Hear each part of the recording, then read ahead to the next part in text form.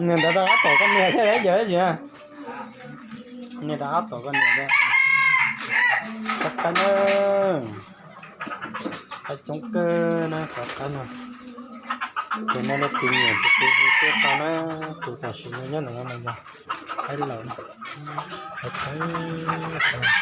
đồ thế rồi. Nên tiền nhiều thì không cao cho nó.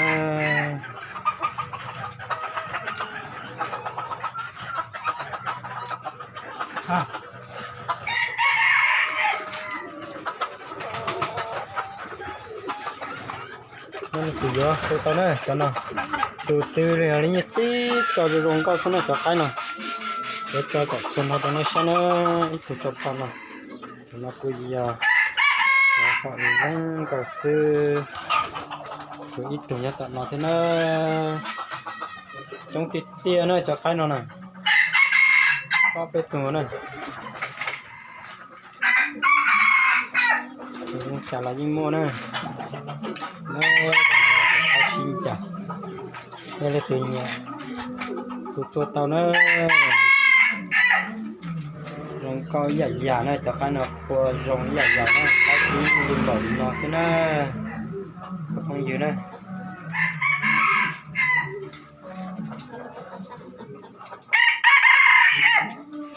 sai nên nhẹ từ tụi tao nó tụi nhau khăn nó thế nó ta tự nhiên ai rong cầu này rong gặp cơ tụi nó cho từ lâu nhau họ lúc chung họ cho po họ mà nó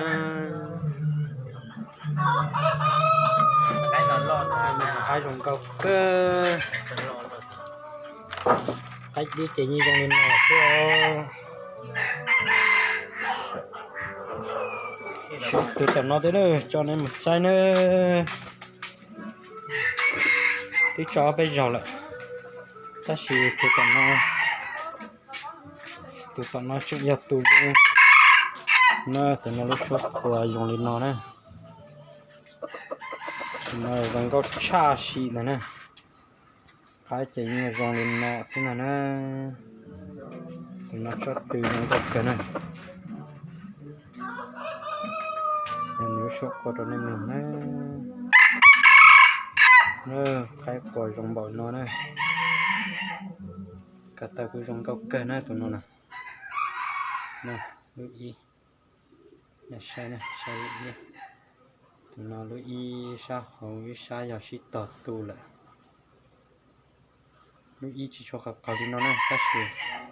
mất cái chỉ sao số chỉ ý mình chỉ cầm cho cái từ rong cao cây này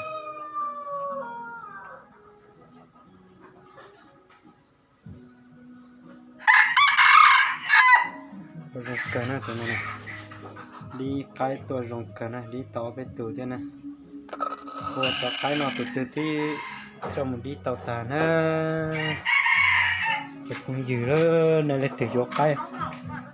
tôi chỗ cho nó nè từ chỗ cái tôi chỗ đó đi cho cái rong trầu xưa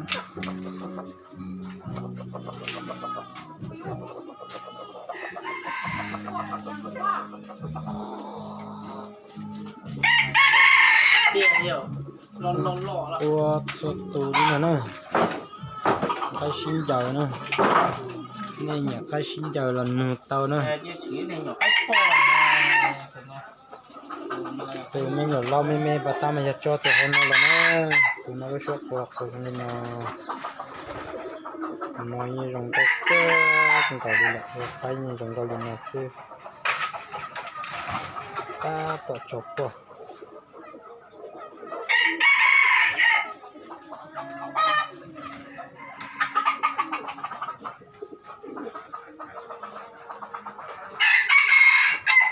Thì nó lúc sốt bọt rồi đi nè,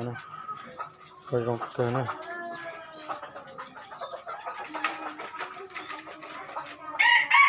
Tụi nó thế nè, tụi nó lúc sốt của rồng dạng của nó,它是，我这种呢，这种我去做大腿的，那是做很了，它是用你当到肚呢，所以tụi mình nhiều lâu là nó thế nữa. Cái vụ làm tiền là có nhà nó bao này nó nữa, nó dùng cốc cơ nè, tụi nó nhiều cho tụi lo nó lo nè, cho tụi lo nó lo nè.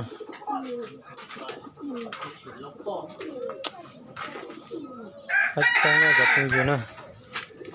tôi dùng đi chào cũng mua nè, sai nên nhập từ từ, tôi sẽ tông cho cụ tao nè, để cũng mà để cho tôi sẽ tông cho sống nó nè, nhà sai nồng cũng mua, cái mua thì nhập cái nhận nồng nhưng mua xuống rồi, tôi dùng đi chào cũng mua nè. Tôi thích nó rất xưa đây chỉ tông nó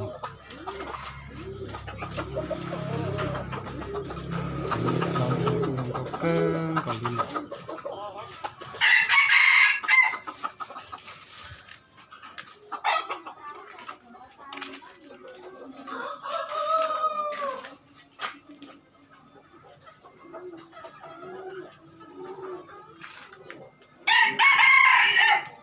nó mà đi mà chỉ hài đi là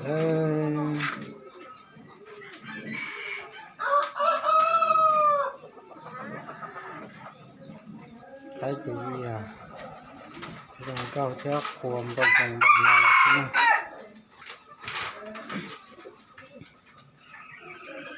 nhiều khi cho cái tua thì chung.